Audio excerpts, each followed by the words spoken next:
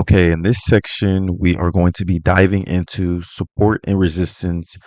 I like to call them key levels, but key levels are just support and resistance levels. But let's get into it. So, what is support and resistance? So, support is when buyers come into the market, and resistance is when sellers come into the market. And right here, I just drew up some two examples on how support and resistance might look. And remember, in the market, everything is not perfect. So support and resistance isn't always going to look this perfect, but it's just a little general idea of what you can expect. We're going to look at the drawing that I did on the left as an example. So right here, you have an uptrending market, right? So let's just break down this uptrend. And in this case, we can call it bullish market. Because remember, in the last video, we talked about candlesticks. Bullish candles are what? Green, and this is a bullish market.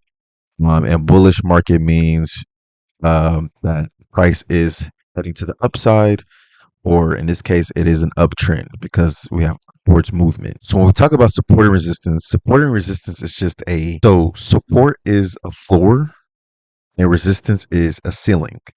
And if, in this instance right here, if we look at this example, let me grab my drawing tool. Okay, so again, so when we look at support and resistance, support is just a floor and resistance is a ceiling. So right here, in this area right here, this will be classified as a resistance because price has not broken above here yet.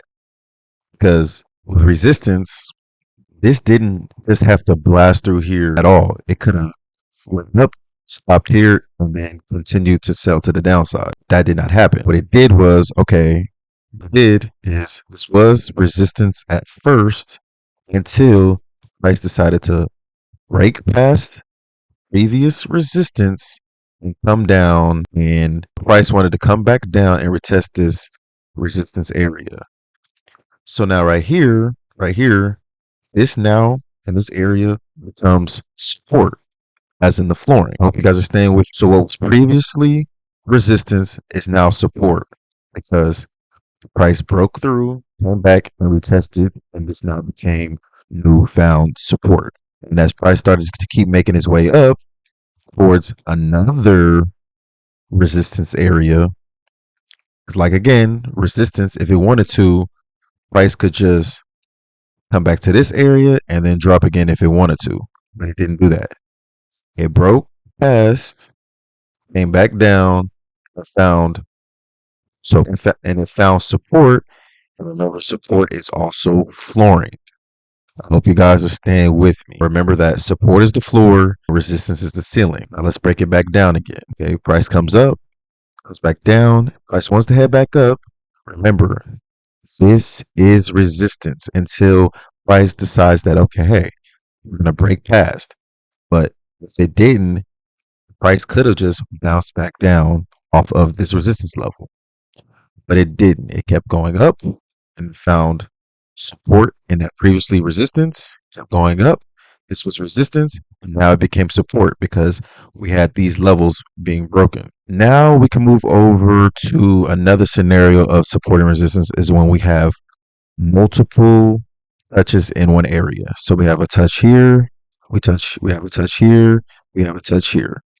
These are resistance areas. Remember, resistance is ceiling. I know I'm kind of being repetitive, but I'm kind of just trying to get it into your head that, okay, this is resistance, this is resistance, this is resistance.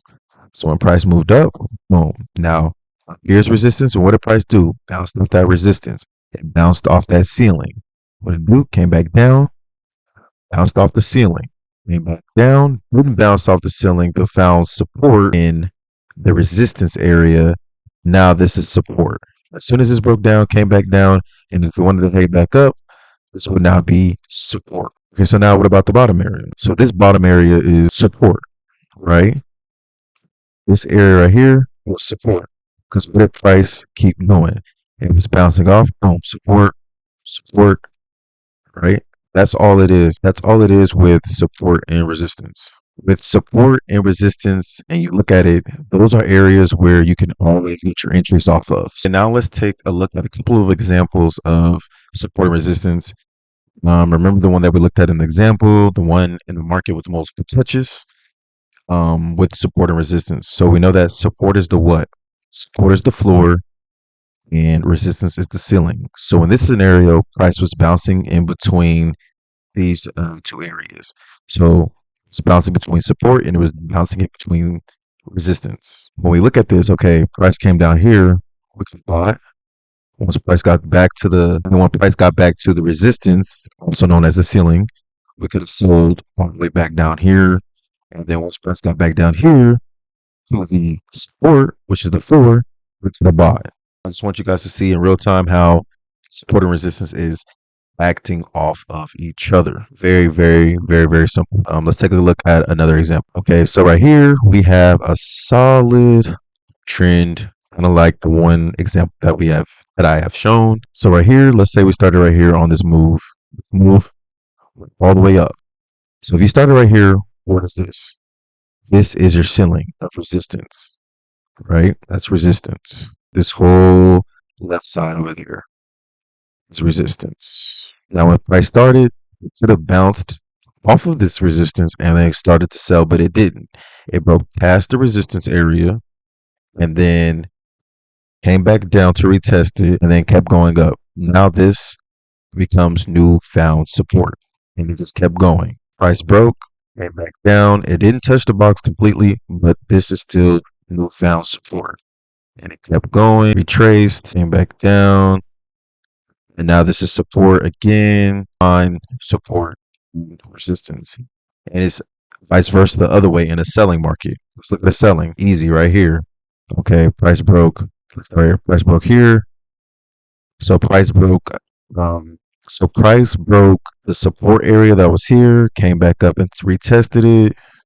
See how it's moving. Okay. Price breaking another area of support, came back, retested it, kept going. Some more. I mean, it's just simple like that. This is how you find support and resistance. Support and resistance isn't always going to be perfect. The best support and resistance is going to be on the higher time frames, though, in my opinion. Right here in this area, when it broke this becomes what? Resistance. This is the ceiling, right? And this resistance held, it's holding, and now it's still steadily breaking lows and going to the downside. Now, if this resistance area didn't want to hold, then price could have just came all the way up, came down, and then kept going to the upside. But it didn't. This resistance area. But anyway, that is support and resistance. It's not too much to it. All complicated. It's very simple. But yeah, that is support and resistance.